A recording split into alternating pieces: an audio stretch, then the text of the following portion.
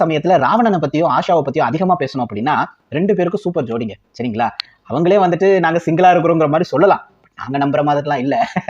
Okay, நீங்க சேர்ந்தீங்க அப்படின்னா ரொம்ப சந்தோஷமா இருக்கும். இணையதளத்துல பல பேர் உங்களுக்கு கல்யாணம் பண்ணி வச்சுட்டாங்க. இனி உங்க அம்மா அப்பா கல்யாணம் பண்ணி வைக்கிறது தான் பேலன்ஸ்னு நான் நினைக்கிறேன். அதே மட்டும் இல்லாம இவங்க 2 பேரும் ஒரு ஷூட்டுக்கு சமீப காலத்துல வரும்பொழுது ஒரு பிராங்க் ஒன்று பண்ணியிருக்காங்க. ரோட்ல பார்த்திருப்பீங்கன்னு நினைக்கிறேன். அந்த பிராங்க் ஆக்சுவலி அது பிராங்க்ங்கிறது ஓப்பனாவே தெரியுது. ஆனா ஆஷா ரொம்ப டென்ஷன் ஆனாங்க.